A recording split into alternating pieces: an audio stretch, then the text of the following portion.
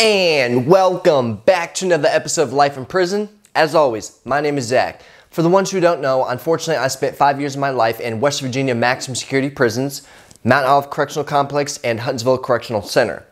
Since returning, I've got my medical degree, and I'm currently working in urgent care, helping others who unfortunately cannot help themselves. So what I do on this channel is I pretty much speak about my time in prison along with getting out, and I also do video chat interviews with inmates still locked up in prison, regardless if it's for murder, drug charges, robbery, just showing you a first-hand look what's really actually like living life in prison.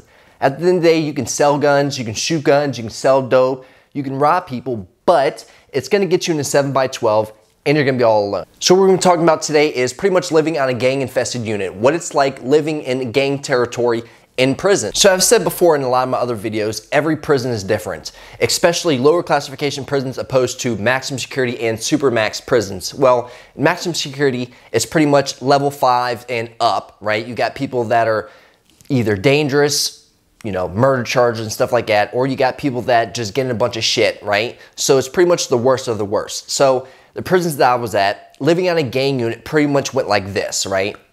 Every day you wake up to your op. You wake up next door and the dude that you're banging against is living right next door. The thing is, you don't really shit where you eat. And what I mean is like this. If you're living on a gang unit, there's gonna be a lot of politics going involved. So you can't just talk to whoever you wanna talk to and say whatever you wanna say to anybody, because shit can get involved. At the end of the day, there's a lot of places that are really pretty much laid back. So even though I was who I am, right? Even though my organization was pretty much going against all these other organizations, whenever you're living next to these individuals, you kind of come to an agreement understanding that at the end of the day, you're living here just like everybody else. So there's no point in starting unnecessary drama and issues. Now, don't get me wrong, there's always going to be individuals that are part of your team, right, in your gang, whatever, that will be that dumb to go ahead and start a bunch of shit for no reason. A lot of times they can't handle their shit, so they end up getting shipped the fuck out of there. At the end of the day, it's easy just being yourself, because we all have seen, and at the end of the day, people who've been to prison, right? The people that have been to prison watch my channel. We all know that in every prison, pretty much, there's gonna be a Debo, right? A big black dude named Debo. There's gonna be a big person named Bus or Escalade. There's gonna be a big white dude named Country, right? There's gonna be a big dude named Tiny that's really big as fuck. Or a dude named Tiny Jim who's actually big as fuck, right? There's always gonna be these big, massive dudes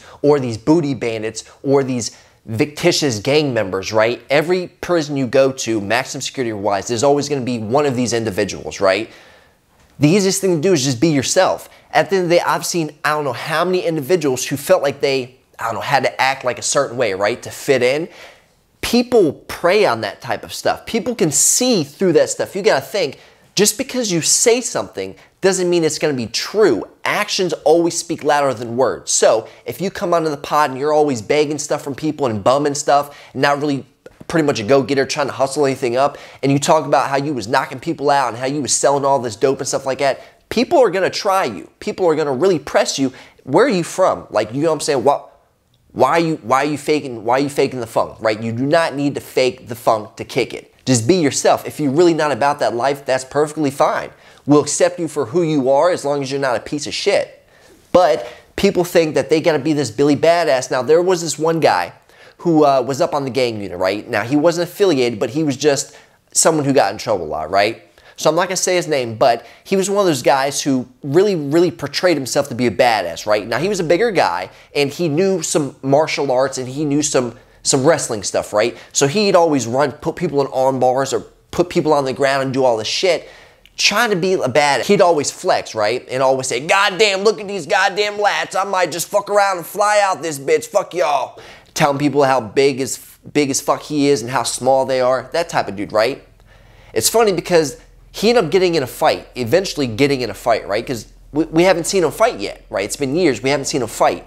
And always talking about how he was smashing people off. Well, just so happens that the individual he ended up getting in a fight with was 2 times smaller than he was, did not work out, didn't do none of that stuff, and gave him a run for his money in the cell. People didn't lose respect for him, they just looked at him in a different light. He definitely wasn't flexing as much as he was, he definitely wasn't as loud as he was, because that's the thing, a lot of these loud dudes do not have the backbone to back up their bark pretty much. I'm sure we've all seen the loud guy in the room, right? The dude is talking how he's this and this that. At the end of the day, he's trying to it's weird because it's like they try to deflect shit away from them, but they bring more attention to them. You know what I'm saying? The dude that talks about how he loves to fight and he loves to fuck people up and shit, normally the one to get his ass smoked. Now, you do got some guys who do know how to fight, right? And who are confident, who like to voice that. But it's always the ones who you haven't seen fight that love talking about smashing people, how they were smashing people, but yet they get smoked. And a lot of the times these maximum security prisons, once you're on a, how can I say it, a gang unit or a behavioral dorm, you're not going to go anywhere else. They're not going to drop you in classification unless you don't get in trouble for years. Anything else, you're going to the hole or going up to Supermax. Those are your only other options. For the people who watch my videos, there's a bunch of people that did time with me that watch my videos. As you guys know, I goofed off. Anybody I've ever talked to that did prison time knows I did get in a lot of trouble and I did do a lot of fuck shit, but I did my time how I wanted to. I goofed off, I was always laughing, I was pretty much having fun. Now, I do realize you're in a serious circumstance, right? You're in prison around these hardened criminals. Why would you want more misery and pain in a place where you can't do anything? Now, not everybody up on these gang units, right, are always going to be affiliated. Some people are just going to be dudes who are very, very violent. The best advice I can give anybody who, unfortunately, I hope you never end up going to prison, but if you ever do end up going to prison, God forbid, stick to yourself and be yourself. You don't need to act a certain way to fit in, because if you need to act a certain way to fit in, maybe you just don't fit in, right?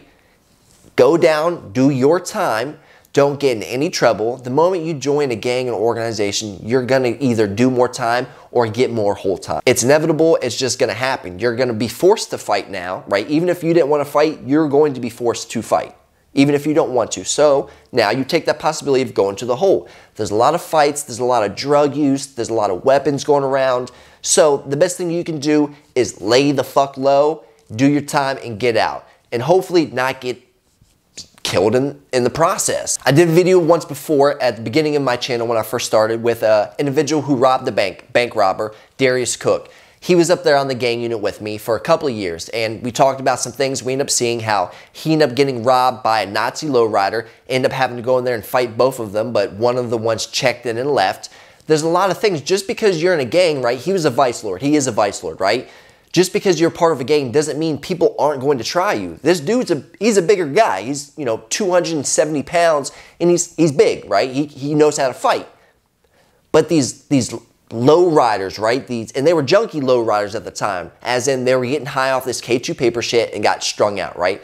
So they thought it was a good idea to rob someone of not only a different organization, but of a different race. You've got two white dudes, a part of a,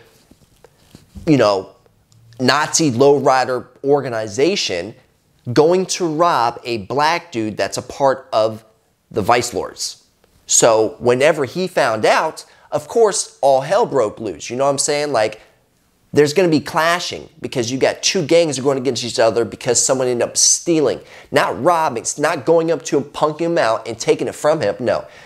Cowardly shit, as in wait till he's out the pod, then sneak in a cell like a little mole rat and then run out. That's when you really get fucked up because you obviously don't have the balls to do it in front of them, so don't do it at all. If you're that type of person, right, if you feel that someone's such a punk or a bitch, right, and you want to take their shit, give them the fair fight. Try to take it from them, right, not while the back is turned. That just kind of shows a little character and you're in. And if you bring heat onto other people, like if you're on a gang unit and you're, I don't know, smoking cigarettes or something out in the pod, or you're just being hot in your cell and you start bringing attention to other people and they start shaking shit down, that's when those other people are going to really start not fucking with you. And then at the end of the day, if someone gets hit with some drugs because you did something stupid, trust and believe there's going to be repercussions and you are not going to like those consequences. Today was just a small video on pretty much a daily life on living on a gang unit. There's a lot of other stuff that goes on. We've got plenty of time for other videos. So what I want you to do,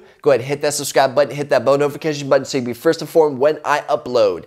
As always, guys, I send my utmost love, loyalty, respect. Keep pushing positivity. I hope you guys come back for more. We gone.